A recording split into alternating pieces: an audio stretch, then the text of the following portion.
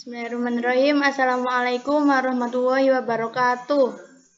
Waalaikumsalam warahmatullahi wabarakatuh. Di sini kelompok kami akan mempresentasikan tentang pendekatan psikologi dan studi Islam yang beranggotakan 3 kelompok, yaitu yang pertama Anissa Sherly Rusiana dengan NIM I00020080 dan yang kedua Ivana Celia Maulida dengan NIM I00020082 dan yang terakhir yaitu Arina Saputri dengan NIM I0002000106. Bab 1 Pendahuluan.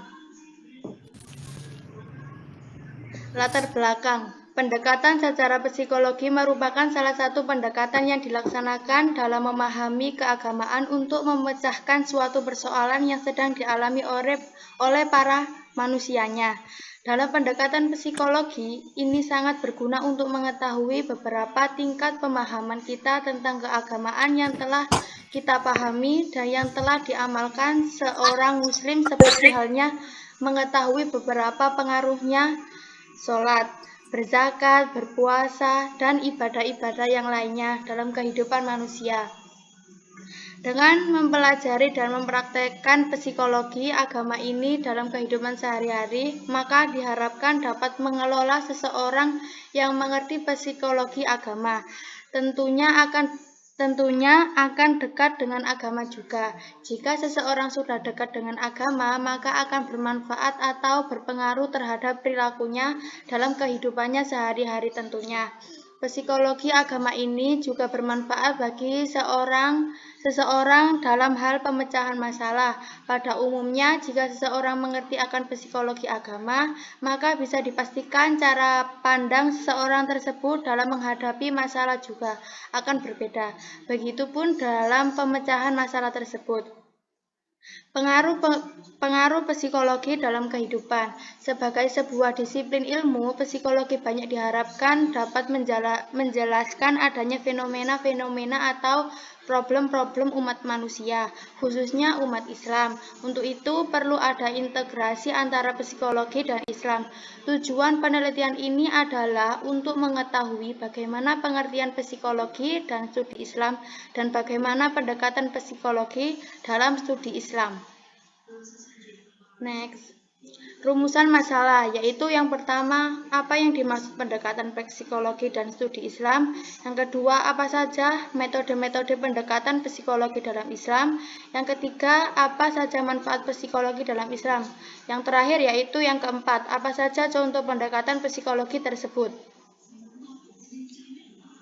Tujuan, yang pertama, mengetahui pengertian pendekatan psikologi dan studi Islam. Yang kedua, mengetahui macam-macam pendekatan psikologi dalam Islam. Yang ketiga, mengetahui manfaat psikologi dalam Islam. Yang keempat, yaitu mengetahui secara luas tentang psikologi dalam Islam. Yang selanjutnya, manfaat. Memperluas dan bisa menambah pengetahuan kita seluas-luasnya dalam belajar metode pendekatan psikologis dalam Islam. Selain itu, kita juga dapat mempelajari berbagai ilmu dan pengetahuan dari manapun, dari informasi atau berbagai macam pengertian tentang psikologis dalam Islam. Bab 2. Metodologi. Psikologi adalah manusia dan objek materialnya adalah tingkah laku manusia. Baharudin 2004. Keberadaan manusia telah banyak dibahas dalam Al-Quran, di antaranya adalah tentang sifat-sifat dan potensinya. Manusia merupakan makhluk ciptaan Tuhan dalam bentuk yang paling sempurna dibanding makhluk lainnya. Kesempurnaan manusia ini dibuktikan dengan pemberian akal yang dapat digunakan untuk membedakan yang baik dan yang buruk, benar dan salah. Manusia dianjurkan mencari kebenaran untuk menjalani hidup di dunia dan di akhirat kelak, karena secara alamiah manusia mempunyai potensi diri. Psikologi Islami memandang bahwa manusia selalu dalam proses berhubungan dengan alam, manusia, dan Tuhan. Hubungan manusia dengan alam sangat diperlukan untuk menghargai dan menghormati terhadap ciptaannya, sehingga manusia mampu menjaga lingkungan yang baik. Sedangkan hubungan manusia dengan sesamanya yaitu menjaga dan melindungi harga dan martabat sebagai manusia. Karena manusia diciptakan sama, maka sikap dan tindakan jangan sampai mengakibatkan perpecahan dan permusuhan. Kemudian bab 3 pembahasan pengertian pendekatan psikologi dalam studi Islam. Psikologi merupakan ilmu pengetahuan yang mempelajari tentang perilaku manusia dalam hubungan dengan lingkungannya. Psikologi berasal dari dua kata bahasa Yunani kuno, yaitu dan merupakan jiwa, sedangkan kata logos yang memiliki arti ilmu pengetahuan. Dalam bahasa Arab, psikologi diartikan sebagai ilmu an-nafsi. Namun, sekarang ini dikembangkan menjadi satu ilmu yang bernama nafsiologi, sedangkan dalam bahasa Indonesia, psikologi merupakan ilmu jiwa. Pengertian psikologi secara terminologi adalah ilmu yang mempelajari tentang perilaku atau tingkah laku manusia dengan segala hal yang berhubungan dengan jiwa, baik mengenai macam-macam gejalanya, asal-usulnya, proses bekerjanya, dan akibat yang ditimbulkannya. Pendekatan psikologi secara khusus membahas tentang adanya pengaruh keagamaan terhadap perilaku seseorang yang dibahas dalam psikologi agama.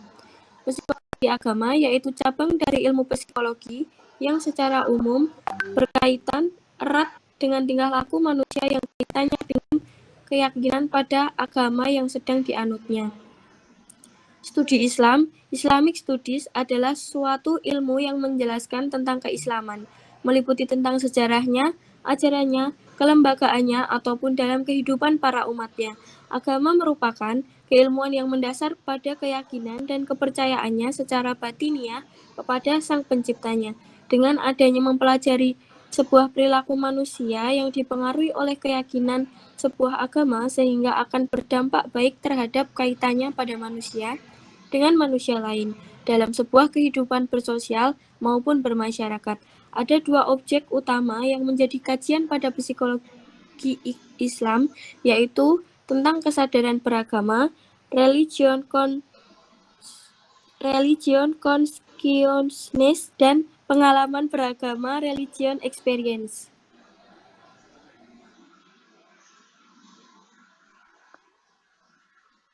Selanjutnya yang kedua yaitu metode pendekatan psikologi dalam Islam.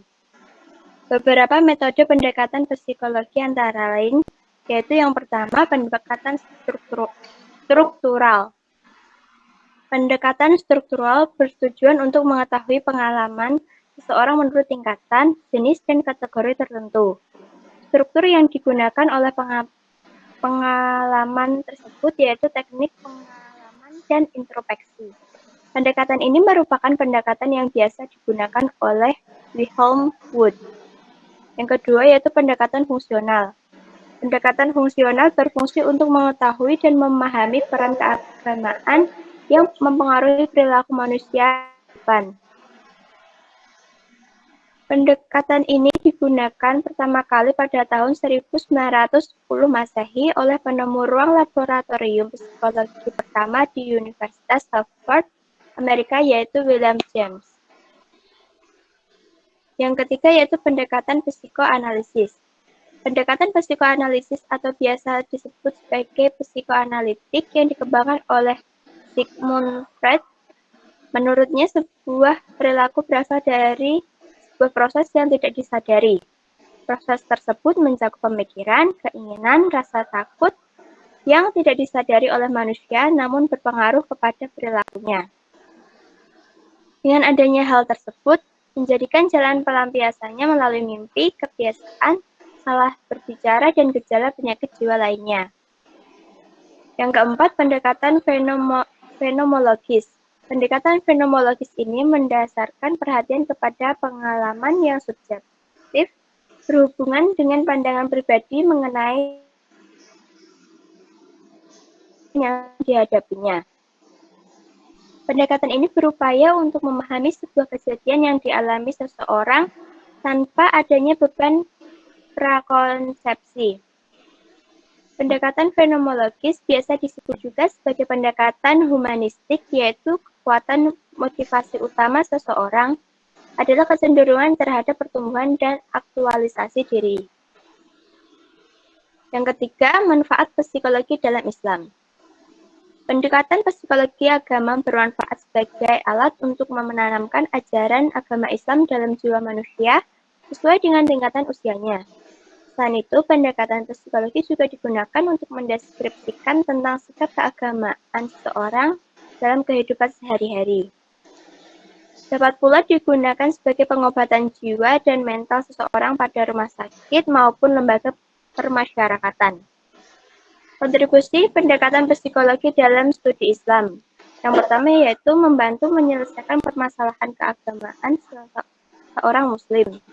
Yang kedua, membantu penelitian tentang latar belakang keyakinan beragama seorang muslim. Terakhir, mengetahui hubungan antar makhluknya. Yang keempat yaitu contoh pendekatan psikologis. Pertama, kondisi spiritual, yaitu seorang ahli tasawuf merasakan bahwa Allah selalu berada di dekatnya dan di dalam hatinya. Yang kedua, penerapan agama dalam sehari-hari. Misalnya seseorang yang terbiasa membaca Al-Quran dan berdoa akan berbeda dengan seseorang yang tidak mau berdoa. Yang ketiga yaitu ketuhanan. Misalnya kaum muslim yang keluar dari jalur agama seperti seorang yang taat beragama tiba-tiba lalai dan meninggalkan kewajibannya. Yang keempat yaitu lingkungan sekitar. Misalnya pengaruh dari keluarga maupun masyarakat sekitar. Terakhir, tingkah laku, yaitu dapat dilihat dari perilaku seorang dalam menghormati orang tua, sehingga berkorban untuk sesama manusia dan memperjuangkan kebenarannya.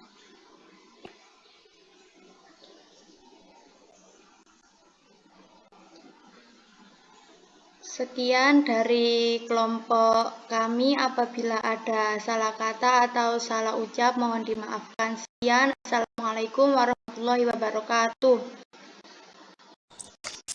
Waalaikumsalam warahmatullahi wabarakatuh.